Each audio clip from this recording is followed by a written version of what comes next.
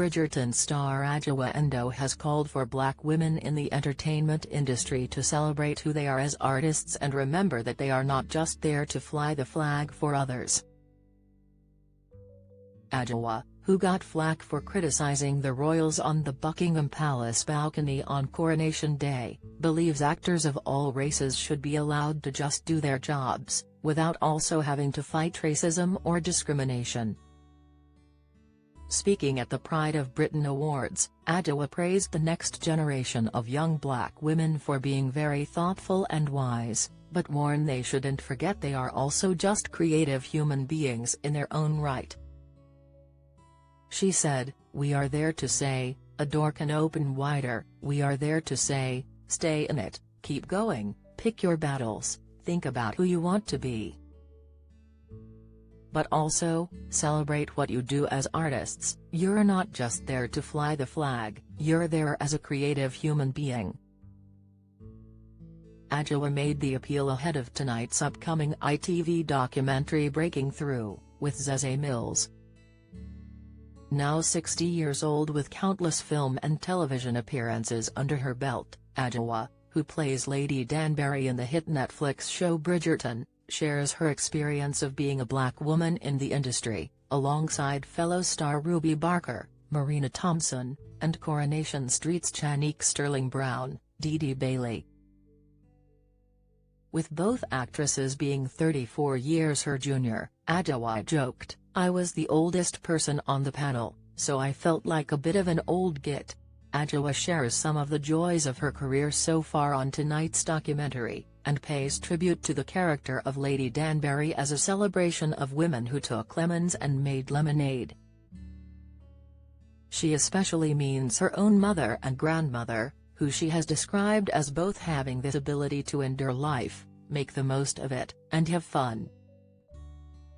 But she also reveals that during the early days of her acting career, she was left with no other option than to do her own hair and makeup because there were no crew trained to work with darker skin tones or non-white hair textures.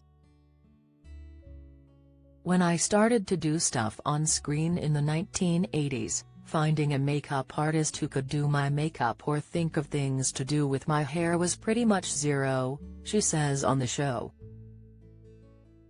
"So I did my own makeup. I think things are changing, though I still think it is pretty lousy. There's a long way to go. I still find black actors who are making their own arrangements for their hair." She also reflects on how the pervasive trope of the aggressive black woman works to police women's responses to such discrimination, forcing them to suppress their righteous anger for the sake of not being seen to confirm a stereotype. "It's a stereotype that we have to navigate all the time," she adds. "Actually, it's perfectly justified that you'd be disappointed that you hadn't been accommodated." Bridgerton broke boundaries by being one of the first Regency-era dramas to feature a multiracial mix of actors in a royal court.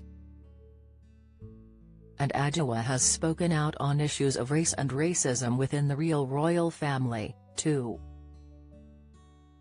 In May, she appeared on ITV during its coverage of King Charles' coronation and commented that the Buckingham Palace balcony appeared terribly white in contrast to the rich diversity of Westminster Abbey. Her observation sparked a huge backlash of more than 8,000 Ofcom complaints and was even branded racist and divisive by social media users, despite Adjoa insisting that she meant no offense. Watch the Daily Mirror Pride of Britain Awards, with TSB, on Thursday, October 12 at 8 p.m. on ITV.